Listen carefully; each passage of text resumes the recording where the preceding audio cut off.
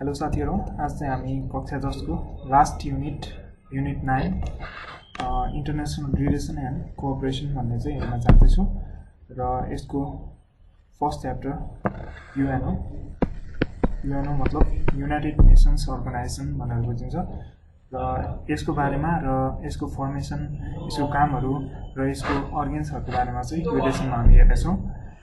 यहाँ United nations को flag देख्न सकिन्छ र युनाइटेड नेसन्स चाहिँ किन बनेको थियो भन्दाखेरि हाम्रो वर्ल्डले चाहिँ धेरैवटा वर्ल्ड वारहरु फेस गरिसकेको थियो, जस्तै वर्ल्ड वार फर्स्ट, सेकेन्ड र त्यो वर्ल्ड वारहरुमा चाहिँ धेरै किसिमको टेरर र ध्वंस, अलिकति धेरै धनको चाहिँ क्षति भएको थियो।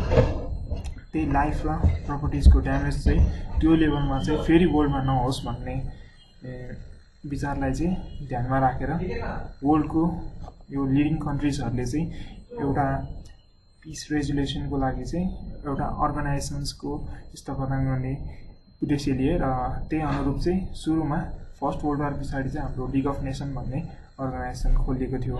त्यसले चाहिँ आफ्नो काम जुन यो वर्ल्ड वारहरुलाई रोक्नको लागि यही वारहरुको क्रमलाई चाहिँ त्यसले फुल स्टप लगाओस् भन्ने हिसाबले चाहिँ त्यो अर्गनाइजेसन बनाएको थियो। तर त्यसले चाहिँ आफ्नो एमलाई पूरा गर्न सकेन, किनभने त्यसमा विभिन्न कुराहरुको ल्याकेज थियो र इम्पोर्टेन्ट देशहरुले पनि त्यसलाई सपोर्ट गरेका थिएनन्, त्यसको सपोर्ट रहेन।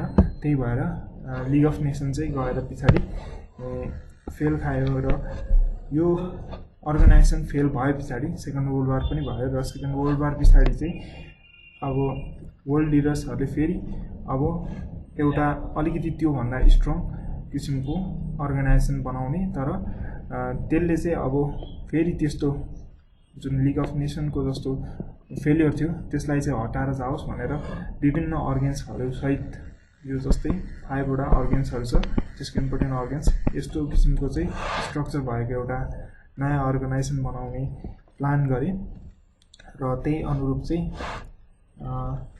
24 अक्टोबर 1945 मा चाहिँ युनाइटेड नेसन्स अर्गनाइजेसन चाहिँ इस्टाब्लिश भयो र त्यही भएर 24 अक्टोबरलाई चाहिँ हामी युएनओ डे को रूपमा पनि मनाउँछौं। यो भनेको युएनओ डे हो र यसमा चाहिँ यो हुनुभन्दा अगाडि 14 अगस्त 1941 हाम्रो सेकेन्ड वर्ल्ड वार भइरहेको बेलामा चाहिँ अमेरिकन प्रेसिडेन्ट चाहिँ फ्रैंकलिन रूजवेल्ट, एकदमै फेमस प्रेसिडेन्ट फ्रैंकलिन रूजवेल्ट, अमेरिकाबाट यूएस को फ्रैंकलिन रूजवेल्ट र ब्रिटेनका चाहिँ ब्रिटेनको प्राइम मिनिस्टर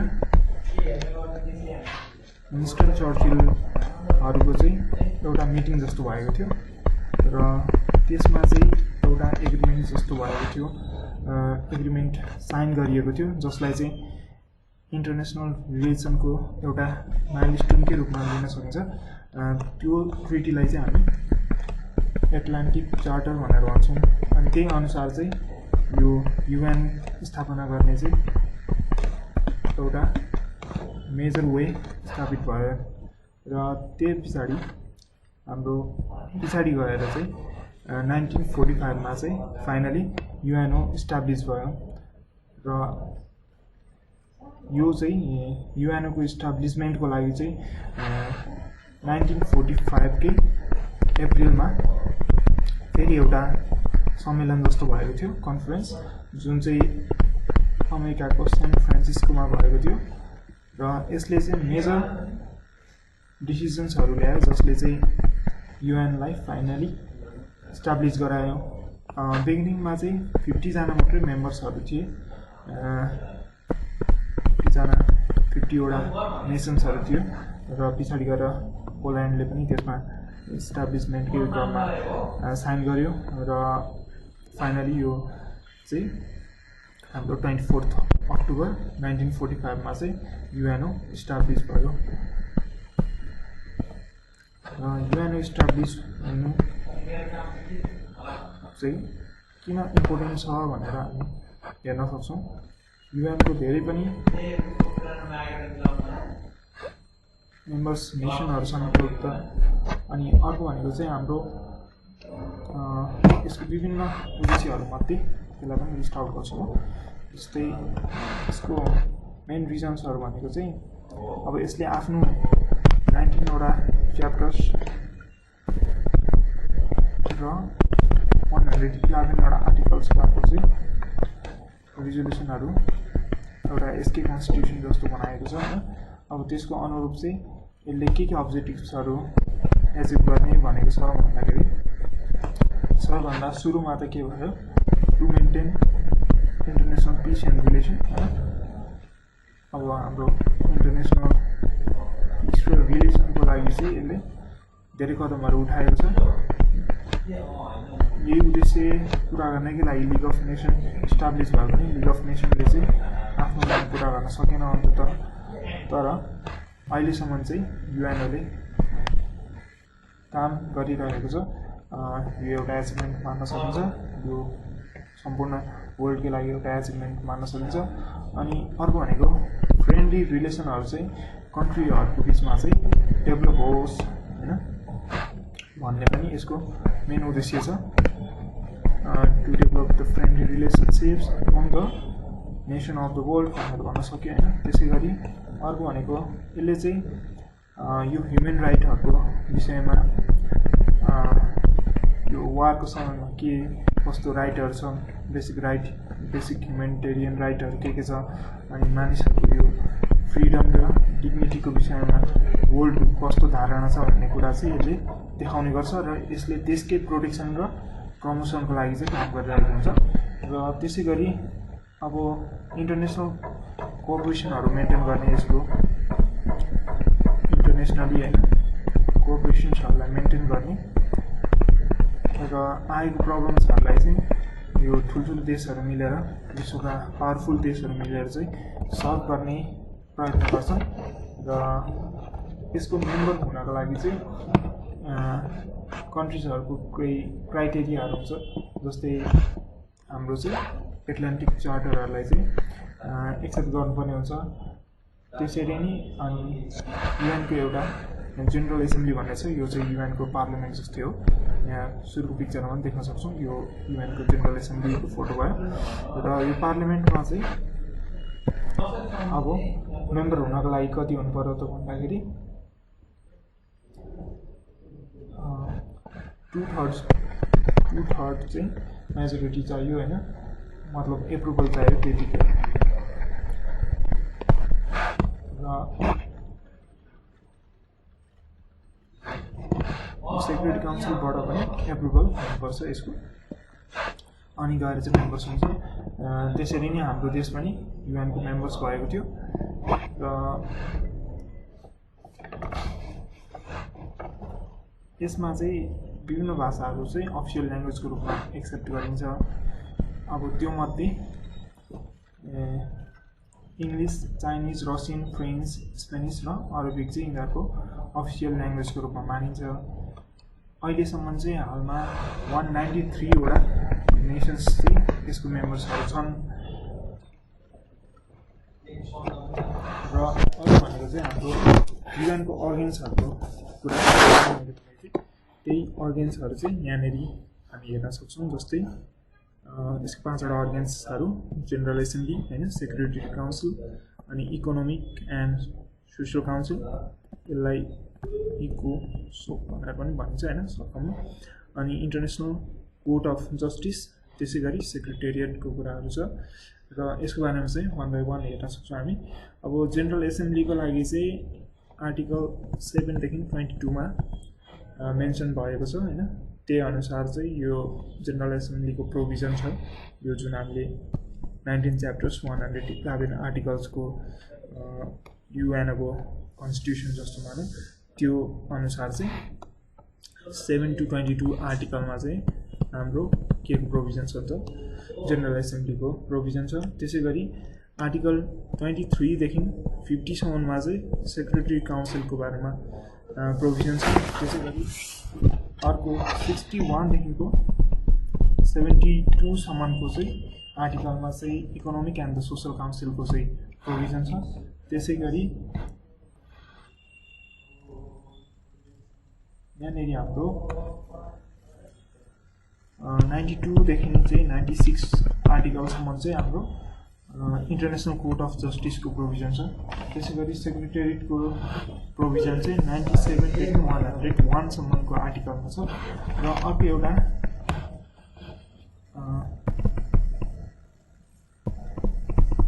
ट्रस्टीशिप काउन्सिल भन्ने पनि छ। अब यसको प्रोभिजन चाहिँ हामीलाई कतिदेखि कतिमा गराएको छ भन्दाखेरि 86 देखि 91 आर्टिकल्सहरुमा चाहिँ यसको प्रोभिजन छ है। यसमा चाहिँ सेक्युरिटी काउन्सिलकै 5 जना पर्मानेन्ट मेम्बर्सहरु हुन्छन् हैन। अनि यो चाहिँ के को लागि बनाइएको भन्दाखेरि यो ट्रस्टीशिप काउन्सिल भनेको चाहिँ यो इन्डिपेन्डेन्ट कोलोनाइज्ड कन्ट्रीजहरुलाई चाहिँ गभर्नेन्स गर्नको लागि एक्सिस्ट पुराओस् भनेर to assist and guide the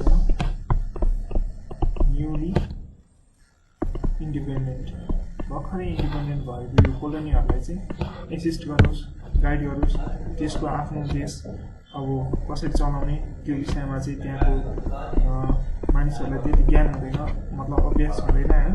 अनि त्यसमा चाहिँ हेल्प गर्नको लागि र इन्टरनेसनल कम्युनिटीसँग त्यसलाई फेरि जोड्नको लागि चाहिँ त्यो देशमा चाहिँ हैन यसले एसिस्टेन्स पुर्याउने गर्छ हैन।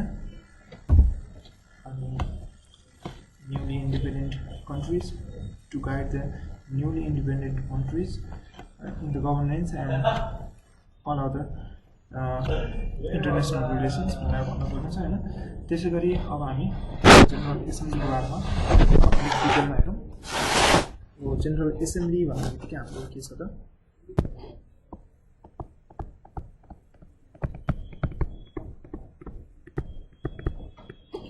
जनरल एसेम्ब्लीमा चाहिँ हाम्रो मेनली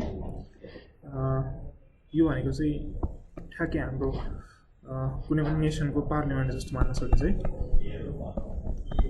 यसलाई चाहिँ ठ्याक्कै संसद भवन जस्तो त्यहाँनेरि विभिन्न देशहरूको चाहिँ रिप्रेजेन्टेटिभ्सहरू आउने गर्छन्। हरेक देशले चाहिँ त्यहाँ 5 वटा रिप्रेजेन्टेटिभ्सहरूलाई चाहिँ सेन्ड गर्ने गर्दछ। र यो जनरल एसेम्ब्लीमा चाहिँ त्यो मेम्बर्सहरूले चाहिँ अब के गर्छन् भन्दाखेरि चाहिँ विभिन्न कामकारवाहीहरू हुन्छ उनीहरूको।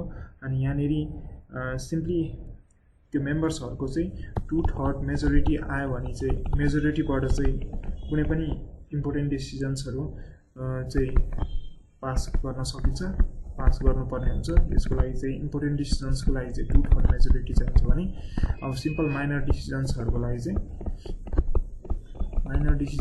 लागि चाहिँ जस्ट सिम्पल मेजोरिटी चाहिन्छ। सिम्पल मेजोरिटी भन्नाले चाहिँ हाम्रो 50% भन्दा जस्ट बढी हुनु पर्यो, त्यसलाई चाहिँ सिम्पल मेजोरिटी भनेर भनिन्छ। इम्पोर्टेन्ट यो भयो। र त्यसैगरी अब यो एनुअल जनरल मिटिङ भनेर चाहिँ एनुअल जनरल मिटिङ यसको नामले के बुझिन्छ भन्दाखेरि यो एनुअली भने एउटा जनरल मिटिङ हो हैन। यो चाहिँ हरेक 3rd ट्युसडेमा हुने गर्दछ एभ्री इयर हैन। त्यो पनि सेप्टेम्बरको है। र जनरल एसेम्ब्लीको फङ्सन्सहरु चाहिँ के मेन्सन गर्न सक्छौं भन्दाखेरि अब यसले भनेको मेम्बरशिपहरु इस्यु गर्ने हैन। मेम्बरशिपहरुको एप्रुभलको लागि चाहिँ इम्पोर्टेन्ट रोल निभाउँछ यसले। अनि यसले युएनको लागि बजेट पनि पास गराउने काम गर्दछ। अनि त्यसैगरी हामीसँग विभिन्न एपोइन्टमेन्ट्सहरु जस्तै एपोइन्टमेन्ट अफ जनरल सेक्रेटरी भनेर यहीँबाट हुने हो हैन, सेक्रेटरी। अनि त्यसैगरी हाम्रो मेम्बर्सहरु इलेक्ट गर्छ सोशल र फाइनान्शियल काउन्सिल्सको लागि। र जजहरु पनि इलेक्ट गर्छ यसले केको लागि चाहिँ यो भनेको इन्टरनेसनल कोर्ट अफ जस्टिसको लागि हैन। यिनीहरुको अब इलेक्ट्स भनेर लेख्यौं हैन, इलेक्ट गर्छ यसले। यो मेम्बर्सहरूको बिचबाट। र त्यसै गरी विभिन्न रिपोर्टहरू पनि यसले के गर्छ त सेक्रेटरी काउन्सिलमा चाहिँ यसले रिपोर्टिङ गर्ने काम गर्छ है, किनभने यहाँ मेम्बर्सहरू हुन्छन् सबै देशका र अरू बडिजहरूलाई पनि यसले विभिन्न कुराहरूको रिपोर्ट चाहिँ बुझाउने गर्छ। र त्यसै गरी हामीसँग अब अर्को छ सेक्रेटरी काउन्सिल, सेक्रेटरी होइन सेक्युरिटी काउन्सिल, अनि चाहिँ सेक्रेटरिएट भन्ने छ अर्को। पहिला हामी सेक्युरिटी काउन्सिलको बारेमा हेरौँ। सेक्युरिटी काउन्सिल चाहिँ 5 वटा पर्मानेन्ट मेम्बर्सहरू छन् यहाँनिर, अनि त्यसै गरी 10 वटा चाहिँ नन पर्मानेन्ट मेम्बर्सहरू हुने गर्दछन्। यहाँ 5 वटा पर्मानेन्ट मेम्बर्स भनेको चाहिँ यहाँनिर हामीसँग युएसए भयो होइन, अनि ब्रिटेन भयो, अनि त्यसै गरी फ्रान्स भयो, र रसिया भयो, र चाइना भयो है। यिनीहरूसँग चाहिँ एउटा स्पेसल पावर हुने गर्दछ होइन, जसले गर्दाखेरि चाहिँ यिनीहरूले जेनरल एसेम्ब्लीले गरेको डिसिजन्सलाई नै रिजेक्ट गर्न सक्छन्। त्यसलाई चाहिँ भिटो पावर भनेर भनिन्छ है।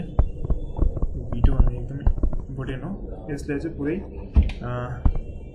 डिसिजनलाई नै रिजेक्ट गर्न मिल्छ, जुन चाहिँ जेनरल एसेम्ब्लीबाट आएको हुन्छ है। इलेक्सन पावर भनेर लेख्नु है। यो चाहिँ पर्मानेन्ट मेम्बर्सहरूको लागि मात्रै छ यो पावर। अनि नेपाल पनि हाम्रो 2 चोटि टेम्पोररी मेम्बर चाहिँ भइसकेको छ, मतलब नन पर्मानेन्ट मेम्बर्स भइसकेको छ। अब यसको लागि डिफ्रेन्ट रिजन्सबाट डिफ्रेन्ट कन्ट्रीहरूको सेलेक्सन हुने गर्दछ होइन। अब जस्तै हाम्रो अफ्रिकन र एसियाबाट चाहिँ 6 वटा जानु हुन्छ, 6 वटा सेलेक्सन हुन्छन् यहाँनिर होइन। अनि त्यसै गरी ल्याटिन अमेरिकाबाट चाहिँ 2टा हुन्छन्। त्यसै गरी युरोपबाट चाहिँ यहाँनिर नन पर्मानेन्ट मेम्बर्समा एउटा हुन्छन् होइन। अनि अरू 2 जना चाहिँ हाम्रो अन्य देशहरूबाट हुन्छन्, र योसँग चाहिँ अल्टुगेदर कति भयो त हाम्रो यहाँबाट 10 वटा मेम्बर्सहरू चाहिँ बनाउँछन् जे होस्। र अर्को चाहिँ हाम्रो यो 2 वर्षको लागि मात्रै हुन्छ। यो अरू देशहरूबाट चाहिँ 2 वर्षको लागि भनेपछि अल्टुगेदर 10 वटा नन पर्मानेन्ट मेम्बर्सहरू यहाँबाट बन्ने भयो है। र हामीसँग यसको फङ्सन्सहरू चाहिँ के हेर्न सक्छौँ भन्दाखेरि फङ्सन्सहरूमा अब यसले रिकमेन्ड गर्छ नयाँ कन्ट्रिजहरूलाई चाहिँ मेम्बरसिप हुनको लागि होइन, मतलब एप्रुभलहरू पनि यसले गराउँछ। र यसले चाहिँ कुनै पनि देशमा भइरहेको कन्फ्लिक्टहरू वारहरू छ भने त्यसको रिजोल्युसनहरू चाहिँ यसले तयार पार्छ है त। र हामीसँग जुन पिस किपिङ फोर्सहरू छ, जुन चाहिँ विभिन्न वार फेसिङ नेसन्सहरूको बिचमा चाहिँ इन्टरमिडिएटरीको रूपमा राख्ने गर्छौँ हामी। त्यसको चाहिँ मोबिलाइजेसनको लागि चाहिँ यसले सबै डिसिजन्सहरू निकाल्ने काम गर्दछ होइन। यसको नामै सेक्युरिटी काउन्सिल भएपछि सेक्युरिटीसँग सम्बन्धित कुराहरू यसले गर्ने नै भयो। र यसले चाहिँ जेनरल एसेम्ब्लीलाई चाहिँ जेनरल सेक्रेटरीको एपोइन्टमेन्टको लागि चाहिँ रिकमेन्ड गर्ने काम गर्छ होइन। Recommends general assembly for appointment of general secretary है।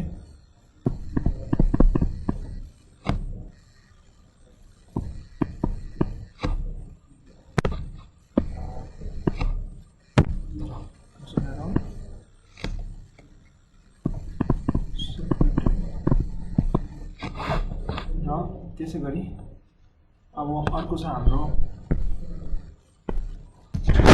अर्को अर्गेन भनेको चाहिँ इन्टरनेसनल अफ जस्टिस भनेर भनिन्छ।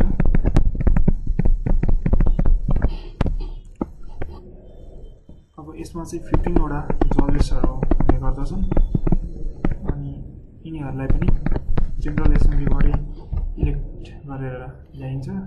जेनरल एसेम्ब्ली र हाम्रो सेक्रेटरी काउन्सिलबाट इलेक्ट गरिन्छ र यिनीहरूको टेन्योर चाहिँ कार्यकाल चाहिँ 9 वर्ष हुन्छ, 9 इयर्स। र यही मध्येबाट 15 वटा जजहरूबाटै चाहिँ एउटा चिफ जस्टिस पनि सेलेक्ट गरिन्छ र यसको हेडक्वार्टर चाहिँ होल्यान्ड मतलब नेदरल्यान्ड को ह्युग भन्ने ठाउँमा छ र यसको अफिसियल ल्याङ्ग्वेजहरू चाहिँ दुईटा, इङ्ग्लिस र फ्रेन्च भनिन्छ है। र यसको मेन फङ्सन्सहरू के छ त भनेर हेर्दाखेरि चाहिँ यसको फङ्सन्स भनेको चाहिँ अब इन्टरनेसनल डिबेटहरूको लागि चाहिँ डिसिजन्सहरू दिने होइन, अनि to make decisions international debate. र त्यसै गरी अर्को छ हामीसँग जुडिसियल एडभाइसहरू प्रोभाइड गर्छ यसले।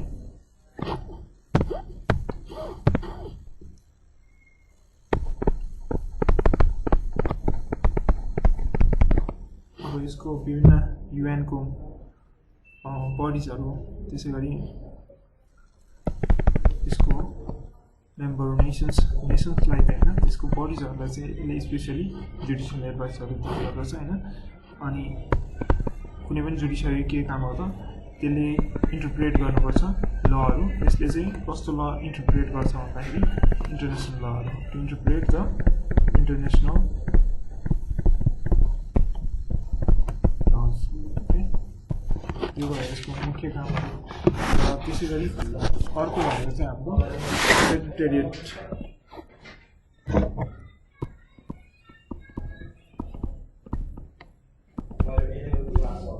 सेक्रेटेरिएटको बारेमा चाहिँ हेर्नु पर्दाखेरि यसमा के छ भन्दाखेरि यसमा जेनरल सेक्रेटरी हुने गर्दछ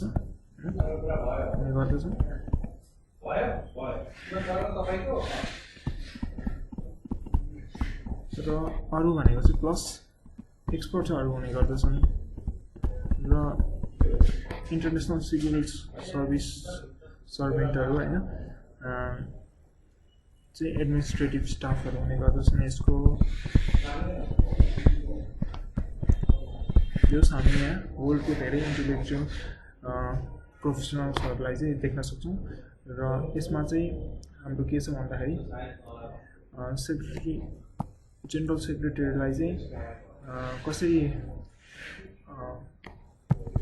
इलेक्ट गरिन्छ भन्दाखेरि चाहिँ हाम्रो रिकमेन्डेसन हुन्छ सेक्रेटरी काउन्सिलबाट, अनि त्यहाँ पछाडि त्यही रिकमेन्डेसनको आधारमा चाहिँ जेनरल एसेम्ब्लीबाट पहिला चुज गरिन्छ होइन, इलेक्ट गरिन्छ, अनि सेक्रेटरी काउन्सिलले चाहिँ रिकमेन्ड गरे पछाडि ऊ सेलेक्ट हुन्छन्। सेलेक्ट भए पछाडि चाहिँ त्यो सेलेक्सन भए पछाडि उसको 5 इयर्सको टेन्योर हुन्छ है। 5 इयर्स चाहिँ उसको कार्य अवधि हुन्छ टेन्योर।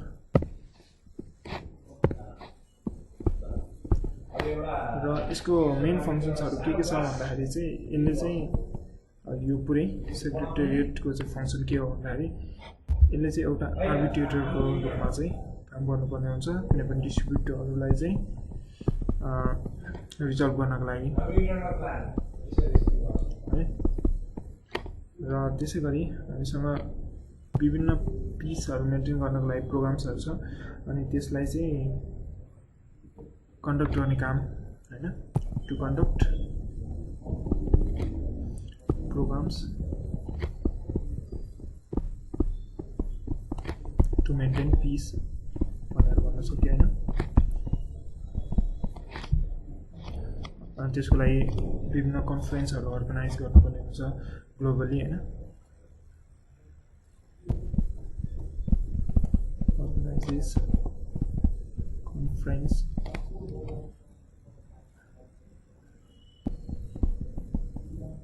अनि ग्लोबल म्याटरमा चाहिँ अब कन्फरेन्सहरू विभिन्न कुराहरूको बारेमा पनि हुनसक्छ होइन, त्यो चाहिँ सिग्निफिकेन्ट कुराहरू हुनु पऱ्यो वर्ल्डको लागि, जस्तै क्लाइमेट चेन्जहरूको बारेमा पनि हुनसक्छ, विभिन्न कुराहरू हुनसक्छ होइन। अब आर्थिक गतिविधिहरू त्यो विषयमा पनि हुनसक्छ, त्यो विषयमा पनि यहाँनिर विभिन्न कन्फरेन्सहरू अर्गनाइज हुने गर्दछ, युएनले गर्दछ यो। अनि यसले चाहिँ रिपोर्टहरू पब्लिस गर्छ होइन।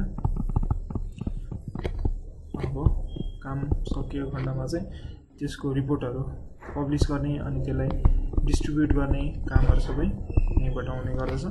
र अर्को काम भनेको चाहिँ यही युएनओको बारेमा इन्फर्मेसनहरू प्रोभाइड गर्ने, मतलब न्युज एजेन्सिजहरूसँग जुन युएनओको फेसको रूपमा चाहिँ एउटा रिप्रेजेन्टेटिभ हुन्छ नि, त्यसको रूपमा चाहिँ सेक्रेटेरिएटले काम गर्दछ। र अब युएनको डिफ्रेन्ट स्पेसलाइज्ड एजेन्सिजहरू छ। अब त्यो चाहिँ हामी च्याप्टर 2 मा हेर्दछौँ। च्याप्टर 2 मा चाहिँ हाम्रो स्पेसलाइज्ड एजेन्सिज अफ युएनओ भनेर भनेको छ।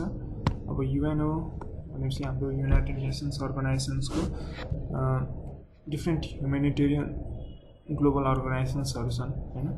अब यो भनेको सम्पूर्ण मानव जातिको उत्थानको लागि भनौँ न ह्युमेनिटेरियन ग्लोबल अर्गनाइजेसन्सहरू छन्। तीमध्ये विभिन्न अर्गनाइजेसन्सहरू हाम्रै देशमा पनि छन्। अनि यो सबैको चाहिँ के हो भन्दाखेरि ओभरअल ह्युमेनिटीको डेभलपमेन्टको लागि काम गर्नुपर्ने यसको मेन उद्देश्य हो होइन। यसले सम्पूर्ण कुराहरू जस्तै सोसल कुराहरू होइन, कल्चरल कुराहरू, अनि त्यसै गरी इकोनोमिक कुराहरू, जति पनि कुरा जुन चाहिँ मानिसहरूलाई इफेक्ट गर्छ, इकोनोमिक भयो, त्यहाँदेखि इन्भाइरोमेन्टल भयो होइन, यो सबै फ्याक्टर्सहरूलाई चाहिँ हेर्ने किसिमको यसको अर्गनाइजेसन्सहरू छ। यसको लिस्टमा हेर्न सकिन्छ जस्तै फुड एन्ड एग्रिकल्चर अर्गनाइजेसन भन्ने चाहिँ, अब यसको सर्ट फर्म चाहिँ FAO हो होइन। अब यो भनेको चाहिँ यसको मेन अब्जेक्टिभ भनेको के हो त, एग्रिकल्चरल प्रडक्ट्सहरूलाई इम्प्रुभ गराउनु होइन, अनि यो फुडहरूको डिस्ट्रिब्युसनको कन्डिसनहरूलाई मोनिटर गर्नु, त्यसै गरी फुड प्रोटेक्सनहरूको लागि चाहिँ काम गर्नु, त्यस्तो कामहरू चाहिँ सबै यो फुड एन्ड एग्रिकल्चरल अर्गनाइजेसनहरूले गर्छ। किनभने देशमा कुनै पनि देशमा वा विश्वको विभिन्न क्षेत्रमा चाहिँ वारहरूको समयमा वा अन्य समयमा पनि विभिन्न प्राकृतिक प्रकोपहरूले गर्दाखेरि पनि फुड र एग्रिकल्चरमा चाहिँ ठुलो प्रभाव पर्न सकेको हुन्छ। र त्यस्तो केसमा चाहिँ मानिसको के हुन्छ त, कुनै पनि बेसिक ह्युमन राइट चाहिँ के हो, खान पाउनु, बाँच्न पाउनु हो। र त्यसलाई प्रोटेक्सन गर्नको लागि चाहिँ यो अर्गनाइजेसन्स बनेको हो। र त्यसै गरी अर्को हामी हेर्न सक्छौँ युनेस्को भन्ने छ। युनेस्कोको फुल फर्म के हो त, यो भनेको युनाइटेड नेसन्स अब एजुकेसनल साइन्टिफिक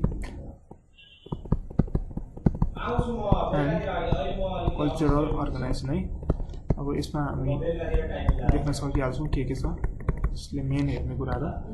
अब एजुकेसनल कुराहरू होइन, अनि त्यसै गरी साइन्टिफिक र कल्चरल कुराहरू सबै कुरा यसको अन्तर्गतमा आउने गर्दछ। यसको भनेको काम चाहिँ to promote the sustainable peace and security. अब के को थ्रुबाट त, अब त्यो सबै पिस डेभलपमेन्टहरू ल्याउनको लागि त अब त्यसको मेन बेसिक कुरा त के हो भन्दाखेरि हाम्रो ओभरअल एजुकेसनमा, अब त्यो ठाउँको कल्चरमा, त्यो ठाउँको सम्पूर्ण विकासहरूमा चाहिँ यसले त्यसको प्रोटेक्सन र प्रमोसनको लागि काम गर्दछ होइन।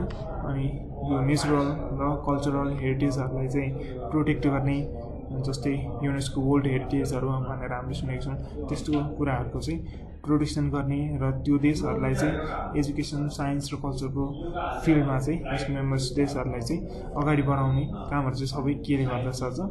युनेस्कोले गर्दछ। यसको हेड अफिस चाहिँ हाम्रो पेरिसमा छ है, पेरिस फ्रान्सको क्यापिटल सिटी भयो होइन यो, र यहाँ देख्न सकिन्छ। अनि नेपाल चाहिँ यसको मेम्बर 1966 एडीमा भएको थियो है। तर यो हाम्रो यो स्पेसलाइज्ड एजेन्सी चाहिँ कहिले बनेको थियो भन्दाखेरि 14 डिसेम्बर 1947।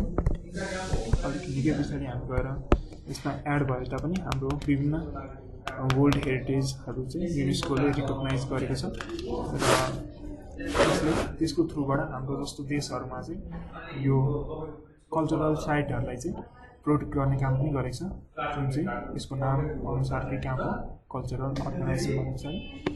अनि अर्को भनेको चाहिँ WHO भन्न सकिन्छ। WHO भनेको चाहिँ वर्ल्ड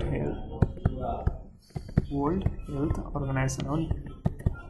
वर्ल्ड हेल्थ अर्गनाइजेसनले चाहिँ अब के गर्छ होला त, अब यो चाहिँ इस्टाब्लिस भएको थियो 7 अप्रिल 1948 मा होइन। अब यसको मेन काम भनेको चाहिँ यो मेम्बर्स नेसनहरूलाई चाहिँ अब टेक्निकल असिस्टेन्सहरू दिने हेल्थ सम्बन्धी होइन, अनि ओभरअल हेल्थ कन्डिसन त्यो नेसनको चाहिँ इम्प्रुभ गराउने, अनि विभिन्न प्रोग्रामहरू जुन चाहिँ डिजिज कन्ट्रोलहरूको लागि काम गर्ने, जस्तै अहिले यो पेन्डेमिकको सिचुएसनमा विभिन्न देशहरूलाई अब यो यसको बारेमा जानकारी गराउने, अप टु डेट राख्ने होइन। कुनै रोगहरूलाई चाहिँ पेन्डेमिक हो भने त्यसलाई डिक्लेयर गर्ने, त्यो रोगहरूलाई चाहिँ रोकथाम गर्नको लागि केही काम कारबाहीहरू गर्न सकिन्छ, त्यो सम्पूर्ण कुराहरू गर्नको लागि चाहिँ WHO ले काम गर्छ। र यसको हेड क्वार्टर चाहिँ हाम्रो जेनेभामा छ, जेनेभा जुन चाहिँ स्विजरल्यान्डमा छ होइन। र त्यसै गरी हामीसँग इन्टरनेसनल ब्याङ्कहरू पनि छन्। अब इन्टरनेसनल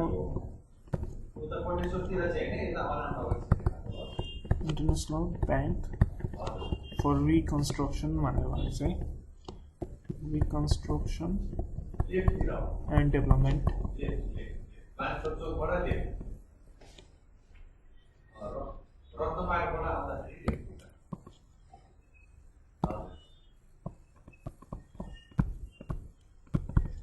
अब यसको काम भनेको चाहिँ के हो भन्दाखेरि फर्स्टली त यो 1945 मै इस्टाब्लिस भएको हो होइन, त्यसको 27 डिसेम्बरमा।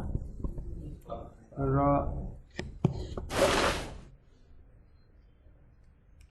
अब यसको मेम्बरसिप पाउनको लागि चाहिँ कुनै पनि देशले फेरि अर्को IMF भन्ने छ है, अब यसको बारेमा हेर्दैछौँ हामी। इन्टरनेसनल मोनिटरी फन्डको चाहिँ मेम्बर हुनैपर्छ, र यसले चाहिँ त्यहाँ पछाडि मात्रै के पाउन सक्छ त, फाइनेन्सियल लोनहरू चाहिँ लिन सक्छ होइन। अनि यो चाहिँ विशेष गरी अब मिडियम स्केल इन्कम भएको देशहरूको लागि चाहिँ बनाइएको हो, र यसले चाहिँ विभिन्न इन्भेस्टमेन्टहरू गर्छ होइन डेभलपमेन्टको लागि।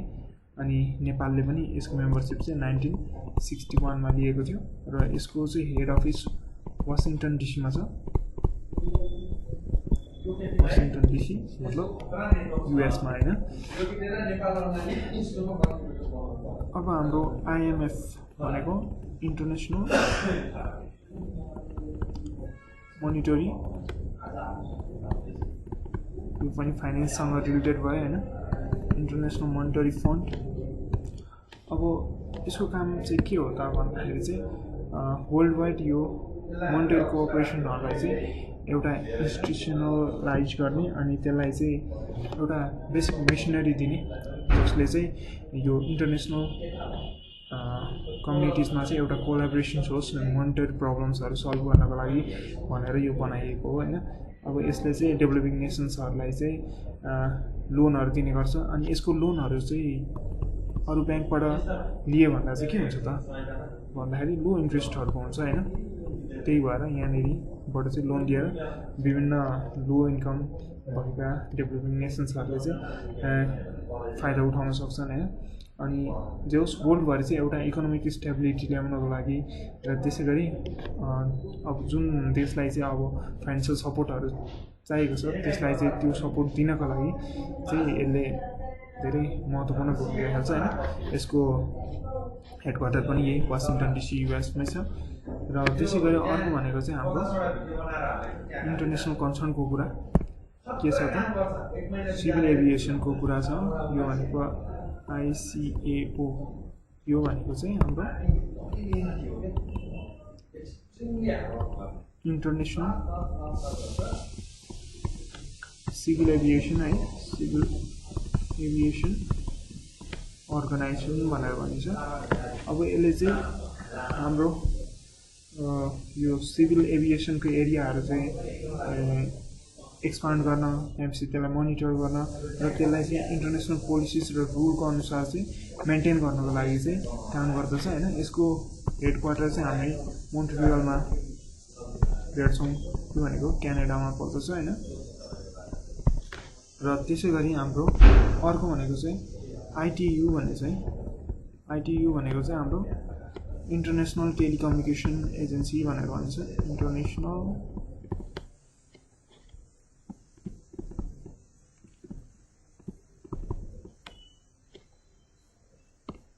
टेलिकम्युनिकेसन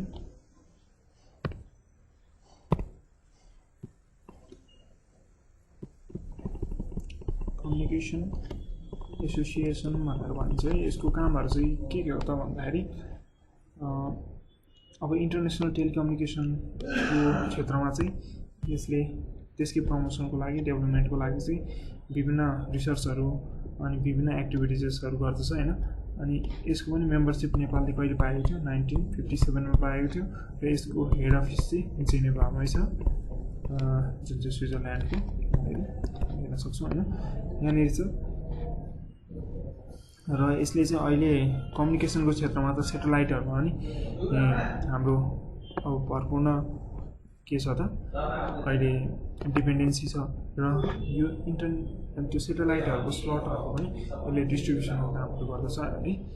वर्ल्डको हरेक मेम्बर्सहरुलाई यो सेटेलाइट स्पेसको पनि अधिकार छ। त्यसैले यसले त्यसको काम पनि डिसाइड गर्ने गर्दछ। र त्यसै गरी अर्को हामीसँग छ WMO है वर्ल्ड मेट्रोलोजिकल कलर चेन्ज गर्दै अलिकति यो ब्राइट देखियो र मेट्रोलोजिकल भन्नाले के बुझिन्छ त वर्ल्ड मेट्रोलोजिकल अर्गनाइजेसन भन्नाले चाहिँ हैन मौसम सम्बन्धी फोरकास्टिङहरु गर्ने हैन। अनि त्यसै गरी यही वेदरहरुको डाटाहरु लिने अनि विभिन्न वेदर रिलेटेड इस्युहरुलाई चाहिँ उठाउने कामहरु चाहिँ यसले गर्दछ हैन। यसको पनि हेडक्वार्टर यही जेनेभामा छ। र अर्को भनेको चाहिँ हाम्रो अर्को इम्पोर्टेन्ट हुन्छ त हामीसँग भएको वर्ल्ड WIPO भनेर भनिन्छ हैन। यो भनेको चाहिँ वर्ल्ड इन्टेलेक्चुअल प्रपर्टी अर्गनाइजेसन भनेर भनिन्छ है। यो चाहिँ इन्टेलेक्चुअल प्रपर्टीहरु जुन विश्वभरि छरिएर बसेका इन्टेलेक्चुअल पर्सन्सहरु छन् उनीहरुको चाहिँ इन्टेलेक्चुअल प्रपर्टीको प्रोटेक्सनको लागि चाहिँ यसले काम गर्दछ है। अब कुनै पनि प्रपर्टी जस्तै त्यो फिजिकल पनि हुन सक्छ तर यो इन्टेलेक्चुअल प्रपर्टी भनेको चाहिँ अब अहिलेको वर्ल्डले चाहिँ रिकग्नाइज गर्नै पर्छ किनभने यसको लागि पनि कुनै मान्छेको धेरै समय धेरै मेहनत खर्च भएको हुन्छ र इन्टेलेक्चुअल प्रपर्टीको प्रोटेक्सनको लागि चाहिँ अब सम्पूर्ण देशहरुले चाहिँ एक किसिमको रेस्पेक्ट देखाएको छन् हैन। अब त्यसकै प्रोटेक्सनको लागि चाहिँ अब यसले विभिन्न कपिराइट्सहरुको र अरु माध्यमहरुबाट चाहिँ त्यसलाई हेर्ने गर्दछ र यसले ओभरअल के गर्दछ भन्दाखेरि चाहिँ क्रिएटिभ एक्टिभिटिजहरुलाई चाहिँ इन्करेज गर्ने गर्छ। अनि त्यो क्रिएटिभ एक्टिभिटिजहरुमा जो इन्भल्भ छ उनीहरुको चाहिँ एक किसिमको मेहनतको चाहिँ यसले प्रोटेक्सन गरेर विभिन्न इन्टरनेसनल लजहरु एक्ट्सहरु र रुल्सहरुको थ्रुबाट चाहिँ त्यसलाई प्रोटेक्ट गर्ने काम गर्दछ। र अर्को भनेको चाहिँ हाम्रो युनिडो भन्ने छ। युनिडो यो भनेको चाहिँ इन्डस्ट्रीसँग related United Nations Industrial Development Organization भनेर भनिन्छ है। अब यसमा के छ भन्दाखेरि यो चाहिँ इस्टाब्लिस चाहिँ अलिकति ढिलो 1966 एडीमा भएको थियो हैन। र यसमा चाहिँ डिफ्रेन्ट यो डेभलपिङ नेसन्सहरूलाई चाहिँ इन्डस्ट्रीहरूको विषयमा त्यसकै विषयमा चाहिँ यसले काम गर्ने गर्दछ। यसको चाहिँ हेडक्वार्टर भियनामा छ है, जुन चाहिँ अस्ट्रियामा पर्ने भयो, एउटा युरोपियन नेसन है। र अर्को भनेको चाहिँ युएनडिपी यो पनि एउटा इम्पोर्टेन्ट अर्गन हो, जुन भनेको चाहिँ यही युनाइटेड नेसन्स डेभलपमेन्ट प्रोग्राम भनेर भनिन्छ। अब यो भनेको पनि 22 नोभेम्बर 1966 मा इस्टाब्लिस भएको थियो। र यसको मेन प्रोग्रामहरू चाहिँ के छ भन्दाखेरि सस्टेनेबल डेभलपमेन्टहरूलाई हेर्ने हैन, अनि मतलब त्यसमा फोकस गर्ने सस्टेनेबल डेभलपमेन्टको लागि, र पोभर्टीहरूलाई चाहिँ हटाउने जुन चाहिँ त्यसको लागि डिफ्रेन्ट प्रोग्रामहरूले यसले इम्प्लिमेन्ट गरेर मेम्बर कन्ट्रीहरूलाई हेल्प गर्ने गर्छ। र त्यसै गरी HIV एड्सहरू जस्तो डिजिजहरूको विषयमा पनि यसले विशेष कामहरू गरेको थियो। र यसले चाहिँ एउटा प्रोग्राम पनि लन्च गरेको थियो, टेक्नोलोजी फर डेभलपमेन्ट भन्ने। अब त्यसले चाहिँ विभिन्न नेचुरल डिजास्टरहरू भएको ठाउँमा हैन र वारहरू भएको ठाउँमा चाहिँ त्यसको डिस्ट्रक्सनलाई चाहिँ मिनिमम गर्नको लागि, अलिकति मिनिमाइज गर्ने हिसाबले कामहरू र आयोजनाहरू चाहिँ यसले इम्प्लिमेन्ट गरेको थियो। यसको हेडक्वार्टर चाहिँ न्युयोर्कमा छ हैन, जुन चाहिँ युएसमा भयो। र त्यसै गरी अर्को हाम्रो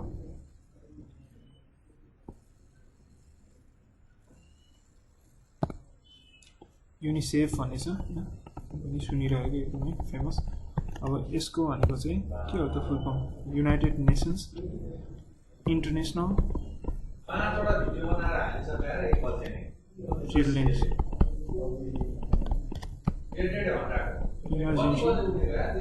इमर्जेन्सी फन्ड भनेर भनिन्छ है।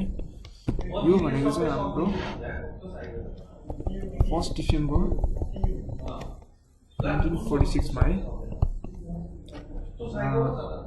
अनि यसको हेड अफिस पनि यही न्युयोर्कमा छ हैन। अब भनेको चाहिँ हाम्रो यहाँ नेममै के हेर्न सकिन्छ त, चिल्ड्रेन्स भनेर भनेको छ हैन। भनेपछि चिल्ड्रेनहरूको विषयमा चाहिँ यसले काम गर्ने भयो हैन। यसले चाहिँ के गर्छ भन्दाखेरि विभिन्न लङ टर्म प्रोग्रामहरू चाहिँ कन्डक्ट गरेको छ, जुन चाहिँ यो डेभलपिङ नेसन्सहरूको लागि चाहिँ विशेष गरी चिल्ड्रेन्स र मदर्सहरूको लागि, अब बालबच्चा आमाहरूको लागि चाहिँ बेनिफिसियल खालको छ हैन। र यसमा पनि हाम्रो नेपालमा चाहिँ यो इस्टाब्लिस भएको ठ्याक्कै 1946 मा भएको थियो। 1964 मा चाहिँ नेपालमा त्यहाँदेखि चाहिँ काम गर्दैछ युनिसेफले। र यसले भनेको चाहिँ पोभर्टीलाई चाहिँ एलिभेट गर्ने, हटाउने, अनि चाइल्ड केयरहरू, न्युट्रिसनको बारेमा, यो इम्युनाइजेसनको बारेमा र HIV कन्ट्रोलहरूको विषयमा चाहिँ काम गरेको छ। र यसले टेक्निकल र फाइनेन्सियल दुइटै सपोर्टहरू चाहिँ गरिरहेको छ। र त्यसै गरी विभिन्न रोलहरू हेर्न सकिन्छ नेपालमा हैन। नेपाल पनि युएनसँग मेम्बरसिप पाए पछाडि नेपालमा विभिन्न युएनका अर्गनाइजेसन्सहरू आएका छन्। र अहिलेसम्म युएनमा झन्डै 193 वटा मेम्बर नेसन्सहरू भएको अवस्थामा चाहिँ अब नेपाल पनि अछुतो त रहनु भएन। र नेपालले चाहिँ अब यो मेम्बरसिपको लागि चाहिँ 1948 तिर ट्राई गरेको थियो हैन। र नेपाललाई चाहिँ यो मेम्बरसिप चाहिँ अलिक पछाडि 14 डिसेम्बर 1955 मा मात्रै गएर एप्रुभ भएको थियो हैन। र त्यहाँ पछाडि चाहिँ अब नेपालको मेन चाहिँ रोल के थियो भन्दाखेरि यसको मेम्बरसिप पछाडि हैन अब वर्ल्ड पिसलाई चाहिँ रिकगनाइज गर्ने अनि त्यसलाई मेन्टेन गर्नको लागि अब विशेष भूमिका थियो नेपालको। त्यसै गरी अब हाम्रो नेपाल अघि पनि मैले भनेको थिएँ टेम्पोररी मेम्बरको रूपमा चाहिँ सेक्युरिटी काउन्सिलको लागि दुईचोटि छनौट भइसकेको। त्यो भनेको चाहिँ यो 1969-70 र अर्को भनेको चाहिँ 1988-89 भनेको चाहिँ 1988मा र 1969मा चाहिँ दुईचोटि नेपाल चाहिँ टेम्पोररी मेम्बरको रूपमा इलेक्ट भएको हो। र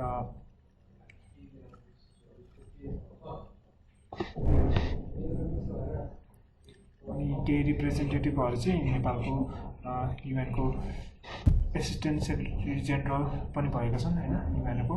अनि त्यसै गरी नेपालले पनि इन्टरनेसनल लेभलमा चाहिँ यो पिस किपिङ फोर्सहरू सेन्ड गरेर विभिन्न कुराहरू गरेर चाहिँ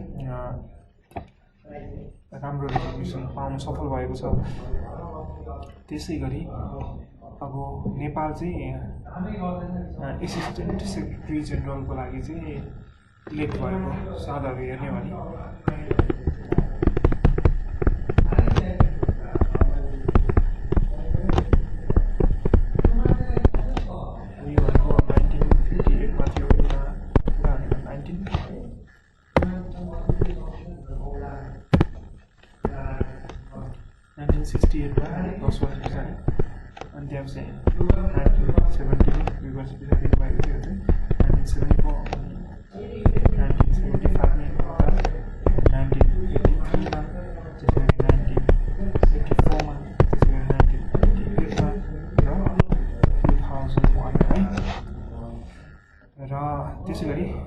नेपालले चाहिँ अब सोसियो इकोनोमिक कमिटीमा पनि अब युनेस्कोको मेम्बरको रूपमा काम गरेको छ। र त्यसै गरी अनि सोभियत युनियनको कुराहरू जस्तै 1956को हङ्गेरीहरूको विषयमा पनि अब यसले ओपनली ठुलो लेभलमै अपोज गरेको थियो है त्यो कुराहरूलाई चाहिँ। र यस्तै किसिमको निकै भूमिकाहरू चाहिँ अब युएनमा खेलिरहेको छ नेपालले। अनि नेपाल भनेको एन्टी कलोनिजम कमिटीको पनि एउटा विशेष मेम्बरको रूपमा हैन अफ्रिकाहरू जस्तो महादेशमा चाहिँ रेसियल डिस्क्रिमिनेसनलाई इन्ड गर्नको लागि कोअर्डिनेटरको रूपमा पनि काम गरिसकेको छ। र नेपालले चाहिँ इजिप्ट एट्याक भएको थियो जुन चाहिँ इयर 1967मा त्यसको विषयमा पनि विशेष कामहरू गरेको थियो हैन। त्यसै गरी 1967 साउदी अरेबियाको भएको एट्याकमा चाहिँ विशेष भोइस उठाउने काम पनि भएको थियो। त्यस्तै गरी नेप्लिज आर्मीहरू चाहिँ 1978 AD को लेबनान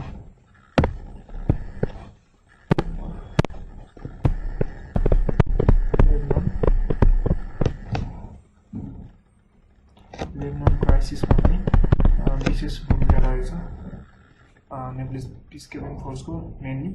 र नेपालले चाहिँ 1993 सम्म चाहिँ कम्बोडिया र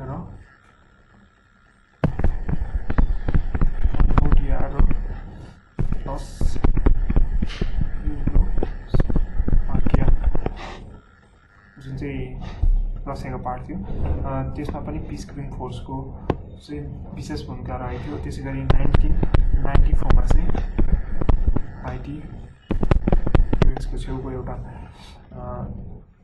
निकै पुवर कन्ट्री जसमा चाहिँ 1994मा नेपालको पिस किपिङ फोर्सको चाहिँ विशेष योगदान रहेको थियो त्यहाँ पनि। र त्यसै गरी नेपालले चाहिँ अब एक्टिभ रोल खेलेको छ डिसआर्ममेन्ट प्रोसेसतिर।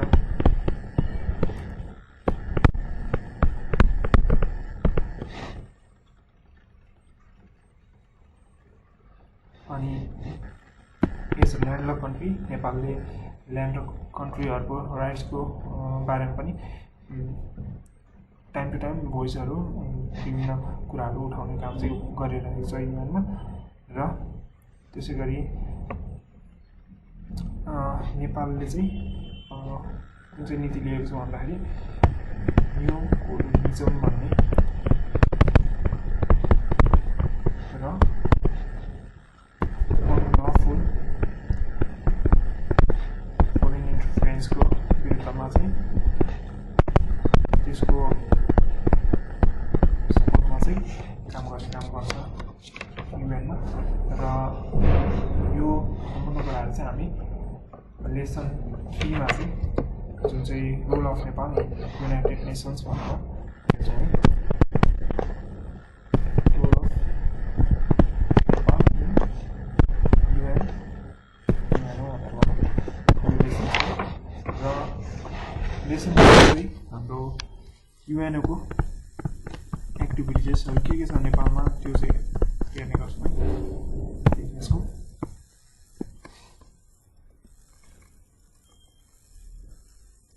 अब युएनओले विभिन्न सिग्निफिकेन्ट कामहरू चाहिँ नेपालको डेभलपमेन्टमा कन्ट्रिब्युट हुने खालको कामहरू चाहिँ गरेको छ। अब यसले विभिन्न सोसियो इकोनोमिक अनि यो इन्फ्रास्ट्रक्चर डेभलपमेन्ट त्यसै गरी एडमिनिस्ट्रेटिभ सेक्टरमा पनि हेल्प गरेको थियो। माओवादी यो विभिन्न अर्गेन्सहरू जस्तै United nations emergency children fund भन्ने चाहिँ यो भनेको चाहिँ विशेष गरी चिल्ड्रेनहरूको लागि हेर्ने अर्गनाइजेसन्स भयो है।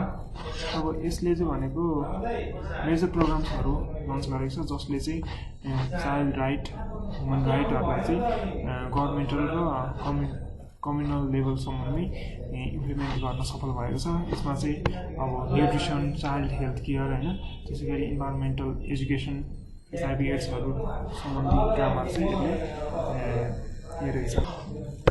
अब यहाँनिर भनेको चाहिँ यो नेपालले चाहिँ 1964 एरीदेखि नै यहाँनिर हेरिरहेको छ होइन।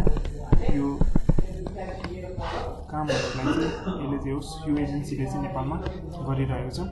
र अब अर्को भनेको चाहिँ हाम्रो इम्पोर्टेन्ट कुरा international fund for agricultural development भनेको छ। International fund for agricultural development अब यसले भनेको एग्रिकल्चर सम्बन्धी हेर्ने भयो होइन। विशेष गरी यो रुरल एरियाज जो चाहिँ हिल्ली एरियाजहरू छन् त्यसमा चाहिँ विभिन्न प्रोग्रामहरू जस्तै 12 प्रोजेक्ट्स चाहिँ यसले हेरिसकेको छ। अब यसमा चाहिँ प्रोग्राम्सहरू जुन चाहिँ ल्यान्डलेस मानिसहरूको लागि आदिवासीहरूको लागि जनजातिहरूको लागि र वुमन्सहरूको लागि चाहिँ यसले कन्डक्ट गरेको थियो। त्यसै गरी यसले चाहिँ गभर्मेन्टसँग कोअर्डिनेट गरेर लोनहरू दिने र जे होस् ओभरअल इन्कममा चाहिँ त्यो रुरल एरियाजहरूको पिपलहरूको इन्कममा र फुड सेक्युरिटीमा चाहिँ अनि त्यसै गरी वुमन इम्पावरमेन्टमा चाहिँ यसले विशेष काम गरेको छ। अनि अर्को भनेको चाहिँ इन्टरनेसनल लेबर अर्गनाइजेसन भनेर देख्न सक्छौँ। अब यो भनेको आइएलओले चाहिँ विभिन्न यो पोभर्टीहरूलाई चाहिँ इरेडिकेट गर्नको लागि चाहिँ इम्प्लिमेन्ट अपर्च्युनिटीहरू क्रिएट गर्ने अब इन्डस्ट्रियल कन्डिसन्सहरूको बारेमा हेर्ने त्यसै गरी लेबर लहरूलाई चाहिँ इम्प्लिमेन्ट भएको छ कि छैन भनेर चेक गर्ने अनि त्यसै गरी चाइल्ड लेबर यो स्लेभरी सिस्टमहरूलाई चाहिँ डिस्करेज गर्ने कामहरू चाहिँ यसले गर्दछ। र यसमा भनेको चाहिँ यसको हेडक्वार्टर जेनेभा स्विजरल्यान्डमा छ र यसलाई नोबेल पिस प्राइज पनि दिएको थियो यो अर्गनाइजेसन्सलाई चाहिँ 1969 मा। त्यसै गरी अर्को भनेको चाहिँ United Nations program for HIV AIDS. HIV AIDS भनेको एउटा वर्ल्डकै लागि धेरै डेडलिएस्ट रूप एक किसिमको डिजिज मानेको थियो र यसको लागि चाहिँ विभिन्न युएनले चाहिँ वर्ल्ड वाइडै कार्यक्रमहरू चलाएको थियो। त्यही अन्तर्गत चाहिँ नेपालमा पनि यसले जेरो न्यू एचआइभी इन्फेक्सन अनि zero discrimination, zero AIDS related deaths भनेर चाहिँ प्रोग्रामहरू चलाएको थियो है। अनि त्यो कुराहरू हेर्न सक्यौँ यसमा। त्यसै गरी युनाइटेड नेसन्स पपुलेसन फन्ड भन्ने छ अर्को, युनाइटेड नेसन्स पपुलेसन। अब यसले जनसङ्ख्या सम्बन्धी काम गर्ने भयो। अनि यसलाई चाहिँ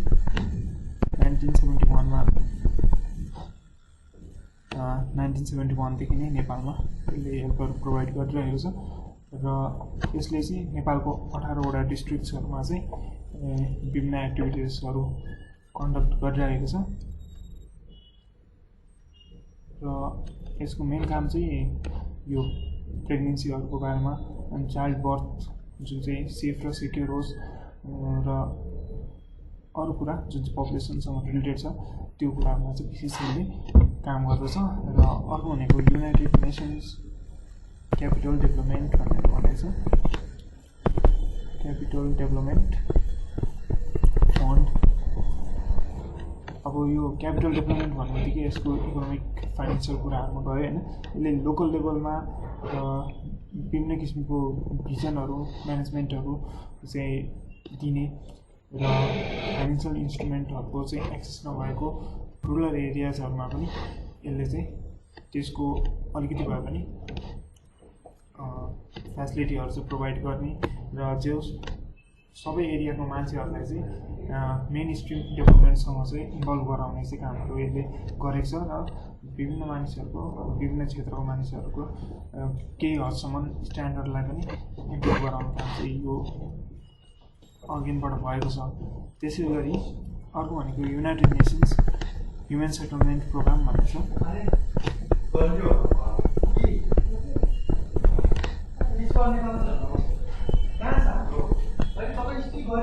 अब यो भनेको चाहिँ 1978देखि काम गर्दैछ यसले र यसको विभिन्न डिक्लेरेसन्सहरू छ जुन चाहिँ ह्युमन सेटलमेन्टहरूको लागि चाहिँ धेरै इम्पोर्टेन्ट छ होइन।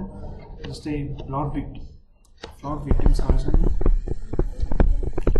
जुन कोसी रिभर्सहरूको फ्लड भिक्टिम्सहरू चाहिँ 2065 इयर्समा जुन ठुलो फ्लड गएको थियो कोसी रिभरमा नेपालको सप्तकोशीमा होइन। अनि त्यसको पनि त्यतिखेर ठुलो हेल्प गर्नको लागि यो प्रोग्रामले हेरेको थियो किनभने ह्युमन सेटलमेन्ट त्यतिखेर त्यो एरियाको एकदमै क्रिटिकल सिचुएसन भएको थियो होइन। त्यही भएर त्यसलाई सबै व्यवस्थापन गराउन त्यहाँदेखि अब यो भूकम्प पछाडि पनि यसको चाहिँ विशेष कामहरू रहन्छ र जो ह्युमन सेटलमेन्ट र इकोनोमिक सिस्टमलाई चाहिँ यसले स्टेबल राख्ने अलिकति प्रोटेक्ट गरेर राख्ने काम चाहिँ योबाट हुने गर्दछ होइन। अनि अर्को भनेको चाहिँ युनाइटेड नेसन्स भोलिन्टियर्स प्रोग्राम भन्ने छ। अनि यो भनेको नि 1974देखि नै कार्यरत छ र यसले चाहिँ डिफ्रेन्ट भोलिन्टियर कोर्सहरूको लागि चाहिँ पार्टिसिपेसन ल्याउने त्यस्तो काम गर्ने गरेको छ नेपालमा पनि। र अर्को भनेको युएन वुमन भन्ने छ। अब यो भनेको 2012-18मा चाहिँ अफिस स्टार्ट भएको थियो नेपालमा र यसले चाहिँ त्यही वुमन भाइलेन्सको विरुद्धमा चाहिँ विभिन्न कामहरू गर्ने गर्छ र यसले चाहिँ वुमन्सहरूमा एउटा स्किल्सहरूको चाहिँ लिडरसिपहरूको चाहिँ र विभिन्न इकोनोमिक र सोसल एक्टिभिटिजहरूमा चाहिँ पार्टिसिपेसन होइन। त्यसै गरी अब त्यस्तै ह्युमनहरूको लागि चाहिँ बजेट एलोकेसनको क्षेत्रमा विशेष काम गर्ने गर्दछ होइन। अनि अर्को छ हाम्रो वर्ल्ड फुड प्रोग्राम। अब यसले भनेको विकट ठाउँहरूमा जस्तै नेपालको 32वटा डिस्ट्रिक्ट्सहरूमा चाहिँ यसले चाहिँ आफ्नो एक्टिभिटिजहरू गरिरहेको छ होइन। अब यसको मेन अफिसेस रिजनल अफिस भनेको दमक अनि नेपालगञ्ज, त्यसै गरी डडेलधुरा यिनीहरूमा छन्। डडेलधुरा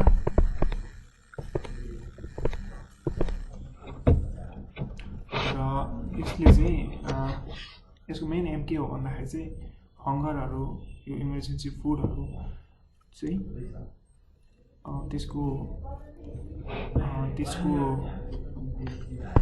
के भन्छ हङ्गरलाई चाहिँ अब प्रिभेन्ट गर्नु होइन,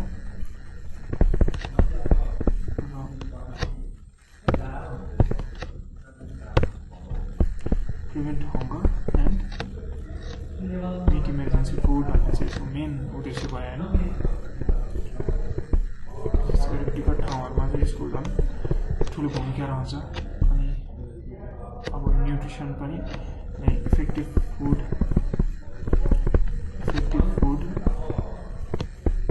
न्युट्रिसन स्ट्राटेजीहरू पनि यसले बनाउने गर्दछ होइन। त्यसै गरी हामीसँग अर्को भनेको डेभलपमेन्ट फुड सेक्युरिटीहरूको चाहिँ सस्टेनेबल डेभलपमेन्टमा चाहिँ यसले गर्दछ है।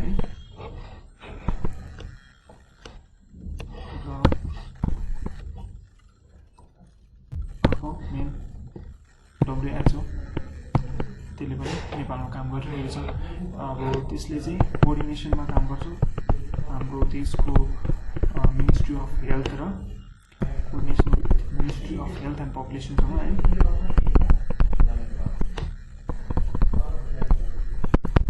हेल्थ पपुलेसन कोअर्डिनेसनमा यसले काम गर्छ र विभिन्न रिसर्चहरू अब मेडिकल ट्रिटमेन्ट सम्बन्धी अनि हेल्थ सेक्टरहरूलाई टेक्निकल एसिस्टेन्सहरू प्रोभाइड गर्ने अनि यो रिप्रोडक्टिभ हेल्थ र अरू सामान्य हेल्थ सर्भिसहरू पनि सम्बन्धी यसले विशेष हेल्प पुऱ्याएको छ होइन। र अब हाम्रो लेसन 5 भनेको चाहिँ हाम्रो कन्टेम्पोरेरी इभेन्ट्सहरू जुन चाहिँ समकालीन घटनाहरू र त्यसको असरहरू र यो भनेको चाहिँ हाम्रो लेसनको नाम लेख्न चाहेँ मैले पहिला। कन्टेम्पोरेरी यो भनेको चाहिँ अहिले तत्काल भइरहेको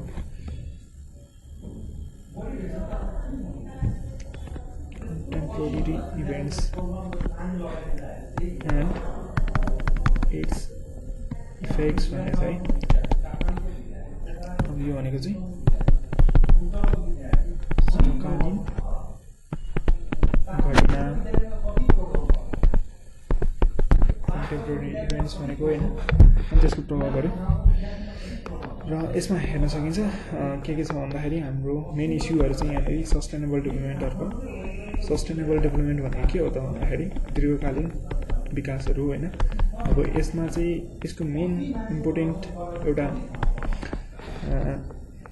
पक्ष के हो भन्दाखेरि चाहिँ अब हाम्रो फ्युचर जेनेरेसन्सहरूको लागि हुने गरी चाहिँ हामीले हाम्रो रिसोर्सेसहरूलाई चाहिँ युज गर्नु पऱ्यो, हाम्रो अर्थलाई प्रिजर्भ गर्नु पऱ्यो। हामी मात्र बसेर हुँदैन, हाम्रो आउने जेनेरेसन्सहरूको लागि पनि यसलाई बचाएर राख्नु पऱ्यो भन्ने कन्सेप्ट चाहिँ सस्टेनेबल डेभलपमेन्टमा पर्दछ। र यो चाहिँ खास गरी 90s को पिरियडदेखि चाहिँ यो कन्सेप्ट चाहिँ वाइडली एक्सेप्टेड भएको छ वर्ल्डभरि र यसको लागि चाहिँ विभिन्न देशहरूले आफ्नो सहभागिताद्वारा यसको लागि यो कन्सेप्टमा मेल खाने खालको यो कन्सेप्टसँग एलाइन्ड हुने खालको कुराहरू चाहिँ आफ्नो देशमा लागू गरिरहेको देख्दछौँ।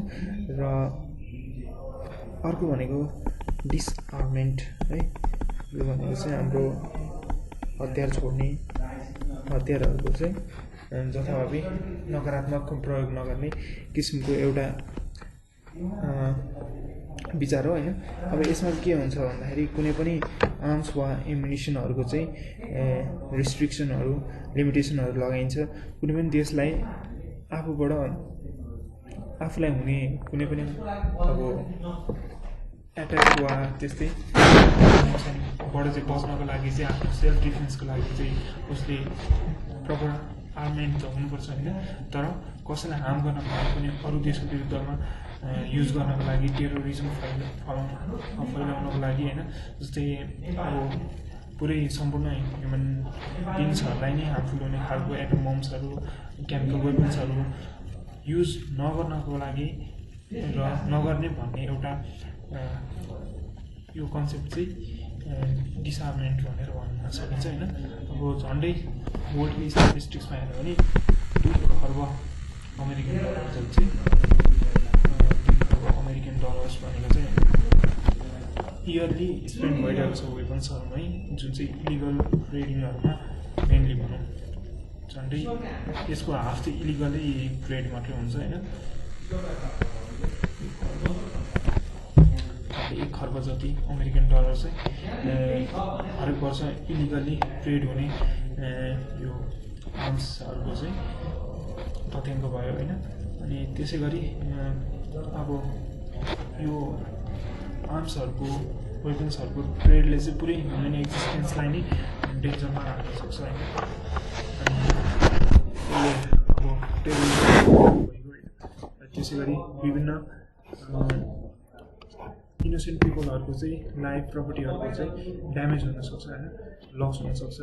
अनि त्यसै गरी विभिन्न एक्सप्लोजिभहरूले गर्दाखेरि होइन, पहिला छोडेको एक्सप्लोजिभहरूले गर्दाखेरि पनि वारको टाइममा छोडेको एक्सप्लोजिभहरू जुन चाहिँ प्रपरली रिमुभ नगरेको ल्यान्ड माइन मेरिन माइनहरूले अहिले पनि त्यो ठाउँमा जुन ठाउँमा चाहिँ त्यो वारहरू सिद्धे पनि त्यसको असरहरू चाहिँ अहिले पनि देख्न सकिन्छ।